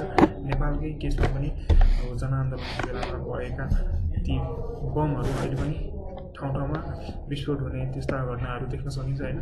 अनि त्यसको विरुद्धमा चाहिँ र यो आर्मेन्टको चाहिँ राम्रो सदुपयोगको लागि मात्रै होस्, सदुपयोग त भन्न मिल्दैन, त्यो होस्, यो चाहिँ बाध्यताले कुनै पनि देशले अब युज गर्नै पर्ने हुन्छ। तर त्यो चाहिँ अनावश्यक रूपमा वा कुनै अब इन्टेन्सनली कसैलाई हार्म गर्ने रूपमा चाहिँ युज नगर्ने भन्ने खालको सोचाइ सहमति चाहिँ अब डिसआर्मेन्टको कुराहरू भयो होइन। अब यसको लागि चाहिँ विभिन्न देशहरू चाहिँ प्रतिबद्ध देखिन्छन्, तर अझै पनि नर्थ कोरियाहरू जस्ता अनि विभिन्न देशहरू चाहिँ अब यही आर्मेन्ट्सहरूकै धम्कीहरू दिने र यसलाई चाहिँ यो विचारहरूसँग चाहिँ एलाइन्ड नखोज्ने कुराहरू देख्न सकिन्छ होइन। अनि एटोमिक एनर्जीहरूको विषयमा अहिले वर्ल्डमा एटोमिक एनर्जीको विषयमा पनि निकै चर्चा हुने गर्छ। विभिन्न देशहरू एटोमिक एनर्जी भएको वा एटोमिक पावर भएको देशहरूको रूपमा नै चिनिन्छन्। र यसमा के छ भन्दाखेरि एटोमिक एनर्जी भनेको हाम्रो दुइटै एउटा युजफुल कुराको लागि पनि, अर्को भनेको चाहिँ डिस्ट्रक्टिभ कुराहरूको लागि पनि युज हुनसक्छ होइन। जस्तै एटोमिक एनर्जीबाट चाहिँ विभिन्न हाम्रो अहिलेको टेक्नोलोजीले मिट नगर्ने खालको पनि एनर्जी सप्लाई चाहिँ हामीले पाउन सक्छौँ होइन। साथसाथै यो पावरफुल हुनुको साथसाथै यसमा इरेस्पोन्सिबिलिटी कुनै पनि देशले वा यसको सोर्स भएको एजेन्टबाट चाहिँ यसको नेगेटिभ इन्टेन्सनको लागि युज भयो भने चाहिँ धेरै डिस्ट्रक्टिभ हुने गर्दछ। त्यही भएर यसको लागि चाहिँ एटोमिक एनर्जी कमिसनहरू फर्म भएको छ, जुन चाहिँ युएनओकै अन्डरमा छ।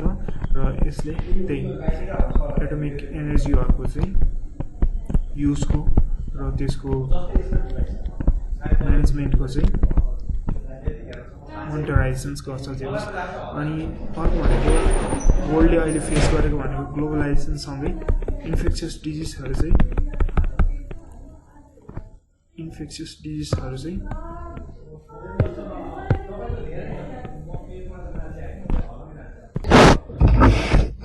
जस्तै अब रिसेन्टली भनेको अहिले कोभिड-19 थियो, त्यसै गरी एड्सहरूको बारेमा होइन। अनि सार्स भन्ने जुन भनेको यो कोभिड-19 जस्तै थियो, अनि जिका भाइरस, अनि त्यसै गरी विभिन्न स्वाइन फ्लूहरूको विषयमा पनि अब वर्ल्डले चाहिँ होइन वर्ल्डको विभिन्न देशहरू चाहिँ अब प्रत्यक्ष वा अप्रत्यक्ष रूपले योबाट चाहिँ प्रभावित हुने भएकोले चाहिँ युएनओहरू जस्तो नेसन्सहरूले चाहिँ अब यो रोगहरूसँग कसरी बच्ने अनि धेरैभन्दा धेरै मानिसहरूलाई चाहिँ कसरी सुरक्षित बनाउन सकिन्छ, यो रोगबाट मुक्त बनाउन सकिन्छ भन्ने कुराहरू चाहिँ यसले विशेष ध्यान दिएर हेरेको छ र वर्ल्डको सबै नेसनहरू यसको लागि रेस्पोन्सिबल पनि हुनुपर्दछ। अनि यसको लागि जुन जुन क्राइटेरियाहरू WHO ले निकाल्छ त्यसलाई पनि हरेक देशहरूले फलो गर्न सकेमा चाहिँ यो इन्फेक्सियस डिजिजहरूबाट हुने जुन लाइफ एन्ड प्रपर्टिजहरूको ड्यामेज छ त्यो चाहिँ अझ कम हुन सक्ने सम्भावना देखिन्छ। र अर्को भनेको क्लाइमेट चेन्ज, र क्लाइमेट चेन्जको लागि चाहिँ अब यो भनेको एकदमै अर्जेन्ट र कम्प्लेक्स किसिमको प्रब्लम हो होइन वर्ल्डमा, किनभने इन्डस्ट्रियलाइजेसन पनि वर्ल्डलाई अगाडि बढ्नको लागि चाहिएको छ र साथसाथै इन्डस्ट्रियलाइजेसन हुँदाखेरि चाहिँ एउटा त्यसको बाई प्रडक्टकै रूपमा चाहिँ के आयो त हाम्रो क्लाइमेट चेन्ज भन्ने आयो। अब क्लाइमेट चेन्जले गर्दाखेरि विभिन्न लाइफहरू यो बायोलोजिकल डाइभर्सिटीहरूलाई चाहिँ कोही यसले नेगेटिभ इम्प्याक्ट गरेको छ होइन। अनि विभिन्न स्नो कभर्ड माउन्टेन्सहरू चाहिँ अहिले स्नोलेस माउन्टेन्स जस्तो भइसके, हिउँहरू थोर हुने, अनि आर्टिक रिजन्सहरूमा अनि यता स्नो रिजर्भ्सहरू ग्लेसियरहरू चाहिँ पहिलाको भन्दा छिटो रेटमा पग्लिने अनि त्यस्तो कामहरू भएर चाहिँ होइन ओसन लेभलहरू पनि अझै राइज भएर गएको र त्यसले गर्दाखेरि यो विश्वको टेम्परेचर नै अलिकति पहिलाको भन्दा बढेको, यस्तो सबै कुराहरू चाहिँ यो क्लाइमेट चेन्जको इफेक्ट हो। र यसको लागि चाहिँ अब वर्ल्डको सबै रेस्पोन्सिबल नेसन्सहरू विशेष त अब डेभलप नेसन्सहरूले जुन इन्डस्ट्रियल नेसनहरू छ त्यसले चाहिँ राम्रो रेगुलेसन्सहरू आफ्नो इन्डस्ट्रीहरूमा फलो गर्नु पऱ्यो।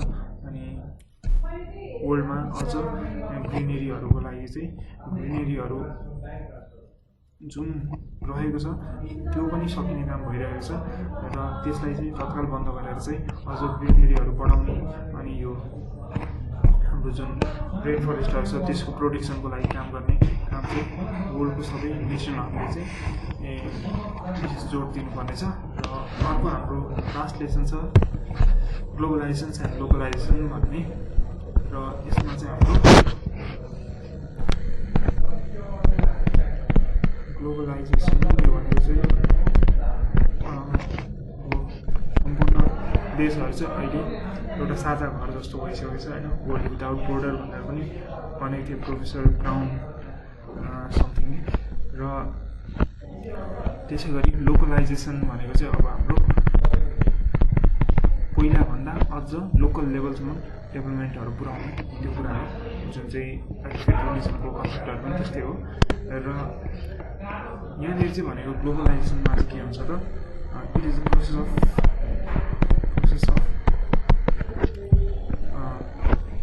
ग्रेटर इन्टिग्रेसन भनौँ न, वर्ल्डको सबैको देशहरूको चाहिँ इन्टिग्रेसन हुने होइन। अनि यो लोकलाइजेसन भनेको चाहिँ डिसेन्ट्रलाइजेसन जस्तो है। अब यसमा चाहिँ कुनै एकै ठाउँमा भएको विकासहरू त्यस्तोहरूलाई चाहिँ विकेन्द्रीकृत गरेर चाहिँ अलिकति दुर्गम ठाउँमा सबै लोकल लेभलसम्म लाने खालको आइडिया चाहिँ लोकलाइजेसन्स हो होइन। अनि अब यो दुइटैका के इफेक्ट्सहरू छन् त्यो पनि ग्लोबलाइजेसन्सले के गरेको छ भन्दाखेरि अब इकोनोमिक ग्रोथलाई इन्क्रिज गराउँछ होइन। इन्क्रिजेस इकोनोमिक ग्रोथ, अब वर्ल्डको ट्राभल अनि कम्युनिकेसन सबै छिटो भए पछाडि के हुन्छ त इकोनोमिक ग्रोथ बढेर जान्छ होइन। त्यसै गरी अब वर्ल्डमा मानिस जहाँ पनि गएर काम गर्न सक्ने भए, पैसा कमाउन सक्ने भए, त्यसले गर्दाखेरि के हुन्छ त पोभर्टीहरूलाई चाहिँ डिक्रिज गराउन सक्यो होइन। त्यसै गरी विभिन्न ट्रेड एग्रिमेन्टहरू भएको छन् देशहरूको सामु होइन। र त्यसले चाहिँ के हुन्छ त ट्रेड कन्फ्लिक्टहरूलाई चाहिँ घटाउने काम गर्छ होइन। र साथसाथै हाम्रो इन्टरनेसनल रिलेसनहरूलाई पनि प्रमोट गर्ने काम गर्छ होइन। इन्टरनेसनल रिलेसन्सलाई चाहिँ प्रमोट गर्ने काम गर्छ। र त्यसै गरी अब यो भनेको चाहिँ हाम्रो इन्फर्मेसन जुन पाउने र यो विश्वको बारेमा हामीसँग जुन इन्फर्मेसन छ त्यसको चाहिँ अझ के भयो त वाइड एक्सेस भएर वाइड एक्सेस अफ इन्फर्मेसन, मानिसहरू यहाँ बसेर अब सम्पूर्ण युएसएको बारेमा वा अन्य कुनै अफ्रिकन देशहरूको बारेमा सम्पूर्ण इन्फर्मेसनहरू लिन सक्छन् होइन। यो सबै केले पोसिबल भयो त हाम्रो ग्लोबलाइजेसनले गर्दाखेरि। अब यसमा हाम्रो सम्पूर्ण वर्ल्ड भनेको एकदमै डाइभर्स छ होइन। अब यो डाइभर्स वर्ल्डबाट चाहिँ हामीले विभिन्न युजफुल युनिक कुराहरू चाहिँ हामीले होइन युनिकनेसहरू चाहिँ निकाल्न सक्यौँ, जुन चाहिँ ट्रेडको हिसाबमा वा कुनै एजुकेसनको हिसाबमा वा डेभलपमेन्टको तरिकाको हिसाबमा त्यो सम्पूर्ण कुराहरू चाहिँ हामीले युनिकनेसहरूलाई चाहिँ कुनै एक ठाउँमा इम्प्लिमेन्ट भइसकेको कुरालाई अर्को ठाउँमा लगेर इम्प्लिमेन्ट गर्ने त्यो कामहरू पनि ग्लोबलाइजेसनको थ्रुबाट सजिलो भएको छ होइन।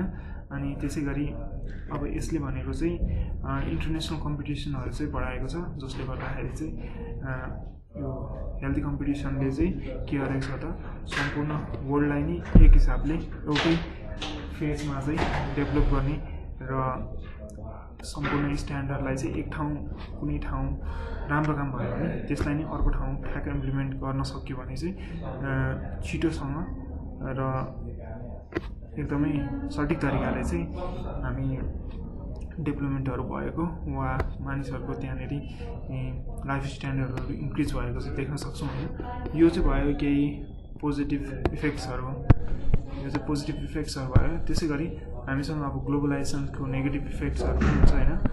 अब नेगेटिभ इफेक्टमा त यसको इफेक्ट्स अफ ग्लोबलाइजेसन भनेर भन्न सक्यो होइन। अब यसको ग्लोबलाइजेसनको नेगेटिभ इफेक्टहरू चाहिँ के हुनसक्छ भन्दाखेरि अब यो डाइभर्सिफिकेसन जुन थियो त्यो चाहिँ अलिकति हराउँदै गएको छ होइन। लोकल कल्चरहरूलाई चाहिँ यसले इफेक्ट गरेको छ। लोकल कल्चर ट्रेडिसनहरू भ्याल्युजहरूलाई चाहिँ अहिले मान्छेहरूले भुल्दै गएर होइन सबै एउटै टाइपको मतलब त्यसमा जुन युनिकनेस थियो त्यो चाहिँ हटेर सबै आइडेन्टिकल टाइपको भइसकेको छ। अब यसले गर्दाखेरि चाहिँ पहिलाको जुन कल्चरहरू थियो ट्रेडिसनहरू थियो त्यो चाहिँ सबै हटेर विलुप्त हुँदै गएको छ होइन। अनि त्यसै गरी अब ट्राभल र कम्युनिकेसनको इजी हुनु भनेको चाहिँ यो भनेको चाहिँ राम्रो कामको लागि मात्रै युज हुन्छ भन्ने छैन। अब यसले गर्दाखेरि अब ड्रग्सहरूको स्मग्लिङ, त्यसै गरी अरू विभिन्न ट्रेडहरू, इलिगल ट्रेडहरू होइन, अनि यो आर्म्स एन्ड एम्युनिसनहरूको पनि इलिगल ट्रेडिङ यस्तो, अनि ह्युमन ट्राफिकिङहरू, यी कुराहरू चाहिँ यो ग्लोबलाइजेसनको नेगेटिभ पार्टहरू भयो होइन। अनि मल्टिनेसनल कम्पनीजहरू चाहिँ अब सानो देशहरूको चाहिँ इकोनोमीभित्र छिरेर त्यसमा जुन अर्ग्यानिक ग्रोथहरू थियो, जुन चाहिँ इन्टरनल कम्पिटिसनको थ्रुबाट कुनै देशमा डेभलपमेन्ट हुन्छ, त्यसलाई पनि असर पार्न गएको देखिन्छ होइन।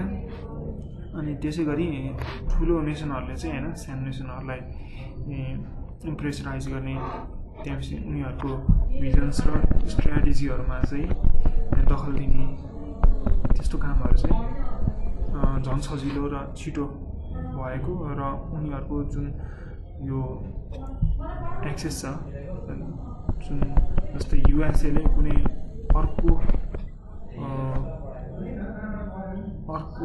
पार्ट अफ द वर्ल्डमा भएको देशलाई चाहिँ होइन इजिली आफ्नो मिलिट्री वा अरू इकोनोमिक वा कुनै पनि किसिमको पावरले चाहिँ होइन प्रभाव पार्न सक्ने खालको सम्मको लेभलको ग्लोबलाइजेसनहरू भइसकेको छ, जसले गर्दाखेरि चाहिँ कुनै पावरफुल देशले अरू अन्य सानो नन पावरफुल नेसन्सहरूलाई चाहिँ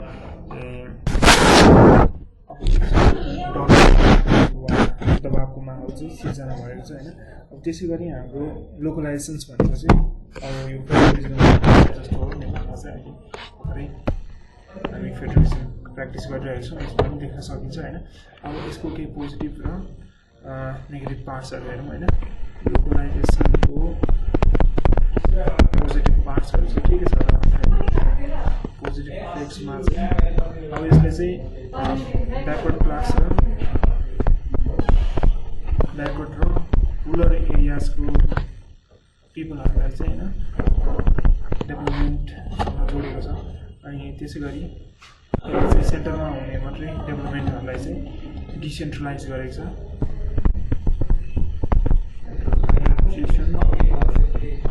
डेभलपमेन्ट होइन, अब यसले भनेको चाहिँ सम्पूर्ण देशमा भएका मानिसहरूको चाहिँ युनिटी र नेसनलिटीको चाहिँ प्रमोसन गरेको छ होइन, प्रमोसन गर्छ। त्यसै गरी यसले चाहिँ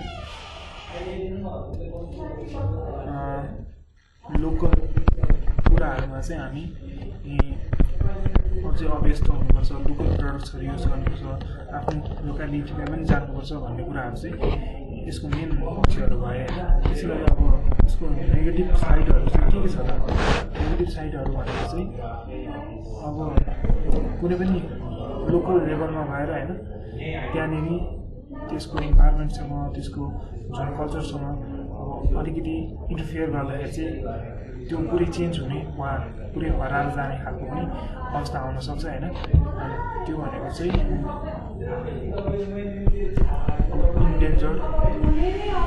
इन्डेन्जर्डनेस अफ लोकल नर्म्स भ्याल्युज होइन, यो भन्न सक्यो एउटा भनेको। अनि अर्को भनेको चाहिँ हाम्रो